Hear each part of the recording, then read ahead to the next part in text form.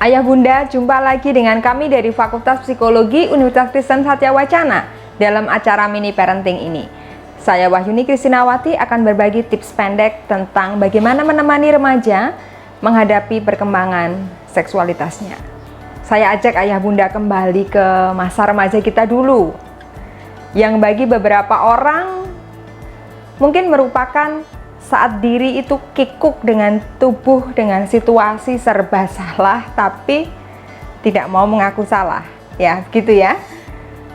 Tubuh remaja berkembang dan berubah.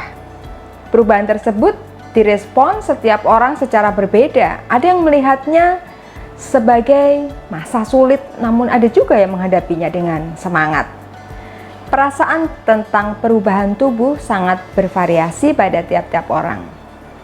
Saat jelang usia remaja, ayah bunda dapat mengajak putra-putri membicarakan tentang kehamilan dulu waktu hamil anak-anak itu.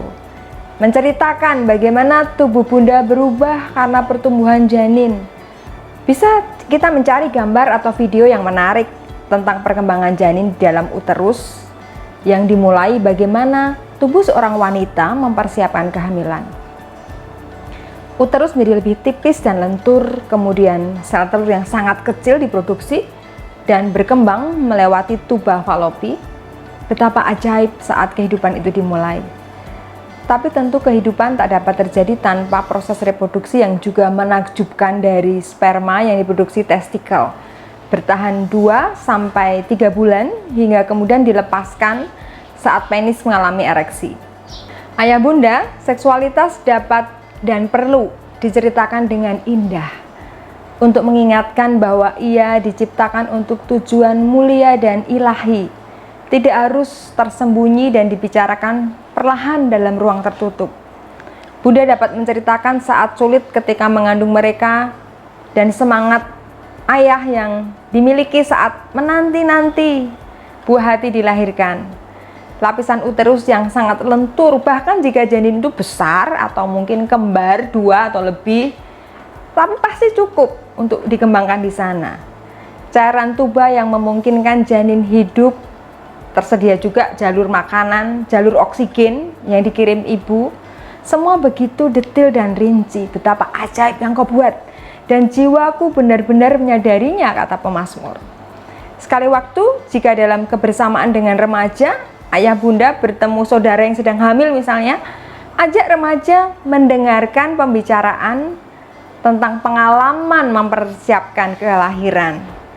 Dapat juga sewaktu-waktu berkunjung atau membuat proyek kecil, wawancara dengan bidan, dokter kandungan, untuk mengetahui gambaran pengalaman profesi ini dalam melayani kehamilan.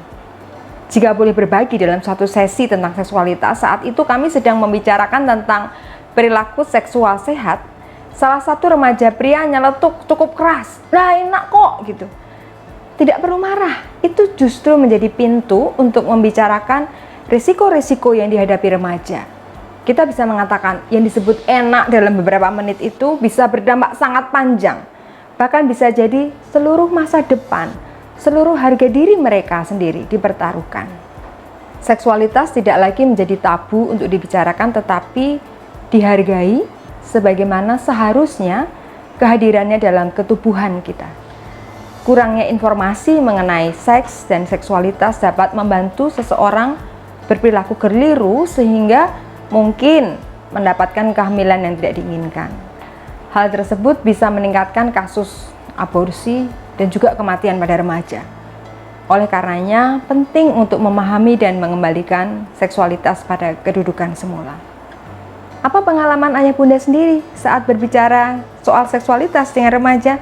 Silahkan tulis di kolom komentar ya, termasuk jika ada permintaan tentang tips parenting yang lain. Nah, bila ayah bunda sedang perlu ide aktivitas bersama dengan anak, tengok acara Geku-Giku di kanal YouTube YKB GKI TV. Tuhan memberkati.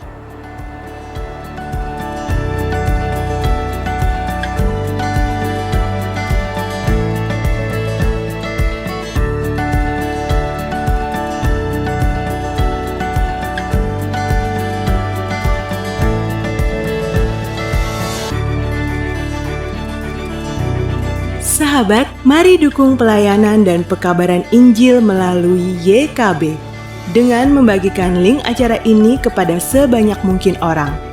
Dukungan juga dapat saudara lakukan dengan mentransfer dukungan finansial ke rekening BCA ke nomor 450 305 2990 450 305 2990 atas nama Yayasan Komunikasi Bersama.